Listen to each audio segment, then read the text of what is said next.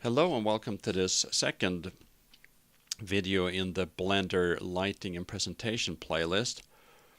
I would like to start up by opening up the Blender file that I've used to create these videos that we'll talk about.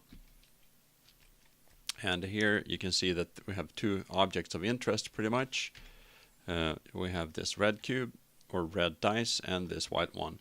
And the difference between the illumination around them is I used spotlights on this one and point lights on that one. Here's the main light, which uses inverse square and ray shadow. The energy is 15, the distance is 25, and it's both specular and diffuse. So that's kind of a default setting for a spotlight, except for the energy. The only change to that setting is with the backlight, where I turned off the shadow because I didn't feel that I needed the shadow in front. So that's the tweak on that one. And here the main thing is that I have a spherical limitation on the side light and on the rear light, so that I don't get a whole lot of unnecessary shadow cast in all kinds of directions. That's basically it. You can use those spherical limitations to your advantage if you want to keep your lights on a particular object and not get a whole lot of confusing shadows.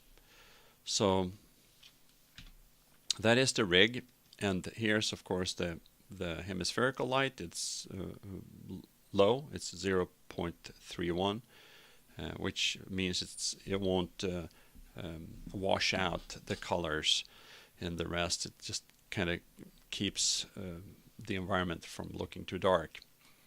So let's just go to the videos, and I would just like to kind of play this one here first.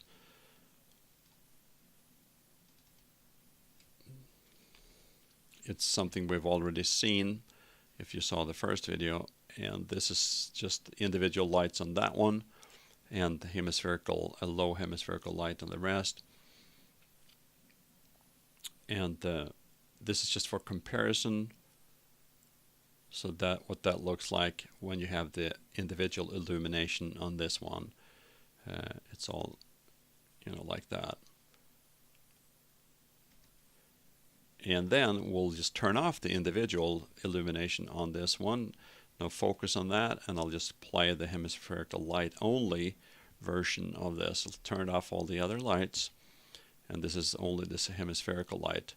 And I still have specularity on the hemispherical light. So when you come close like this, you can see that there are still specular effects here, and up here and around. So that's something you can turn on and off, and let's look at that with no specularity. Then you get a real velvety illumination, and depending on if you want that, maybe not for your main object, but you can get this feel if you desire to have that, where there's no specularity, so it looks very evenly illumined. And that's that. And this kind of looked, what can I say, not so engaging maybe. And I'll play another video that kind of explains that. This is half of the illumination in terms of energy that I showed from the light rig I used. So this is the exact same light rig with just half the energy numbers. And we'll play the one that has the full illumination turned on in just a moment.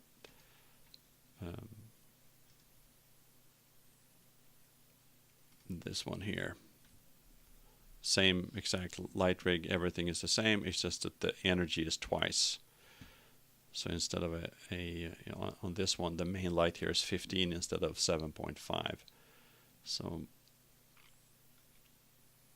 and of course, you can all understand that by yourself, but I just wanted to show you what the difference is, and the level of attention that things tend to get when they're brightly illumined. So just play that to the end there.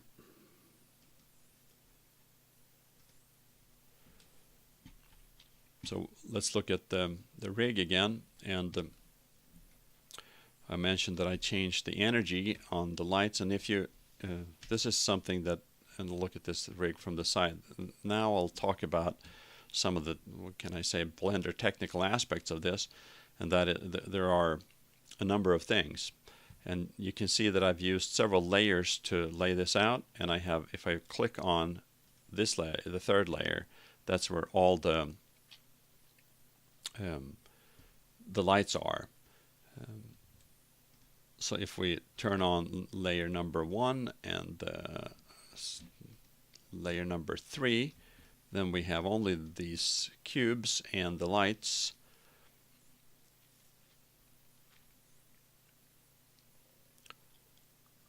And if I turn on layer number 2, then I get the cameras and the floor, so to speak, too. And one of the practical advantages of having all the lights in this one layer where there's nothing else is if I use this layer only on one of the lights, then I can turn those lights off without having to change the energy setting. And that is much more convenient than to have to change the energy setting, because what if you forget what you set? Then it's hard to keep your scene consistent. So keep the lights in. I keep the lights in a separate layer because that helps me to turn on and off light rigs when I'm experimenting with things. So I can more find myself in a more consistent output at the end.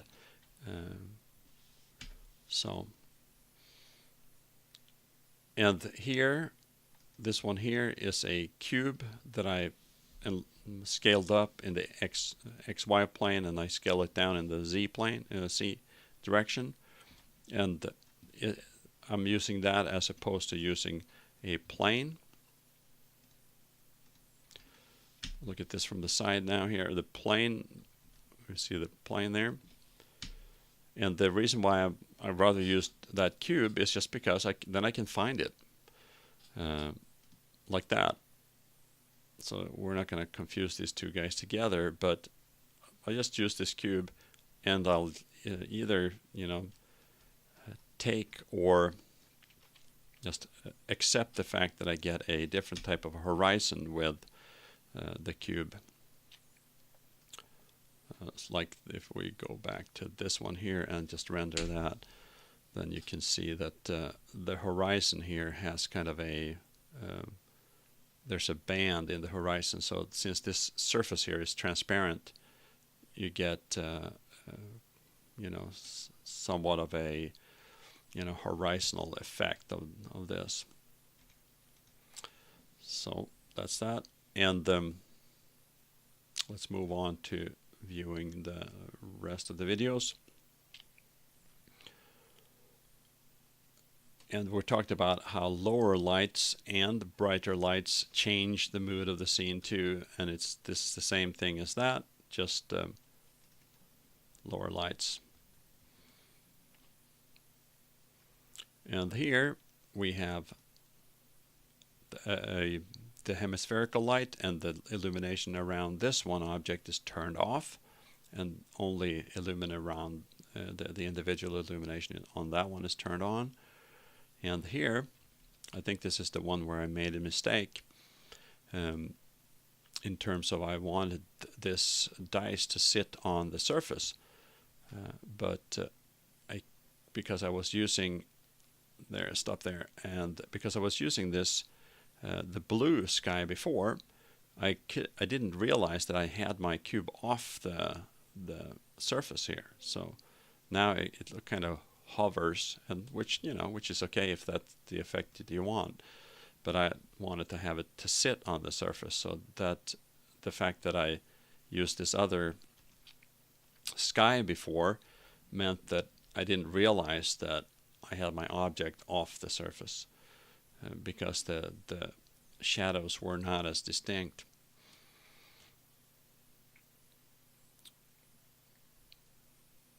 The contrast between the blue floor and the blue sky and everything created, more of a it wasn't as distinct here. The idea that this is actually not touching wasn't apparent. So I did kind of correct that and turned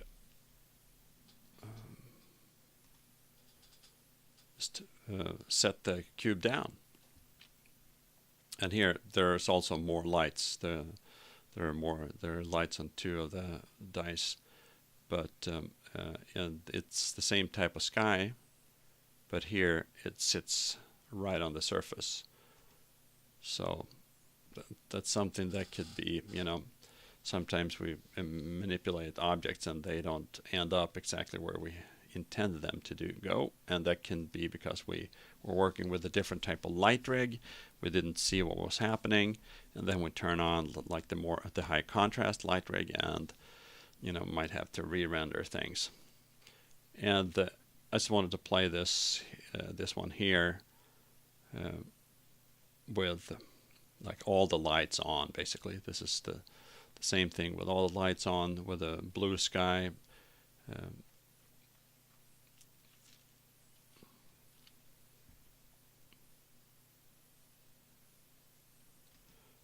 And here you can see also the horizon. You get this banded effect because this is a cube.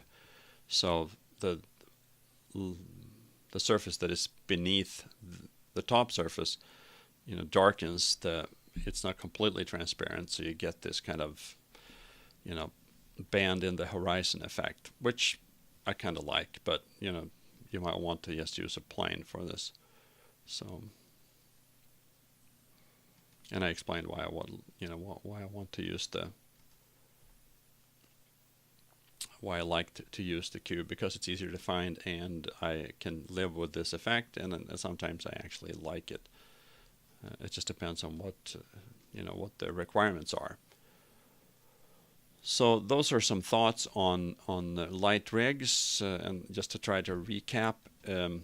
We're using the hemispherical light here for general illumination, and you can, have, specularity or none, and it's a very helpful aid to get things out of the shadows, so to speak.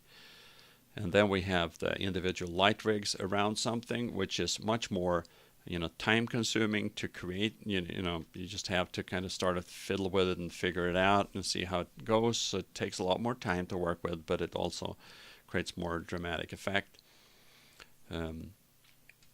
And very important is that the more light sources you have, the longer time it takes to render, especially if you use ray tracing.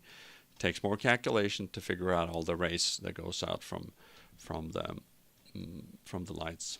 And of course, if you limit that by, for instance, setting a spherical limiter on a light, then the calculations can stop at an edge, and that will save some time too.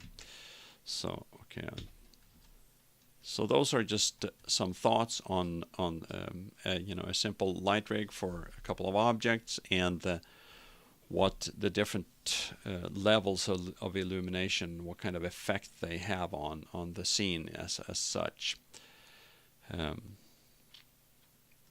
And I think that's all I wanted to talk about in this particular video. And I hope these two ones, the episode number 1 and 2, or whatever I want to call them, in this presentation, lighting and presentation playlist, are useful for you as a combination, that you can glean some tips and tricks from it. So thank you for viewing, and I'll talk to you soon.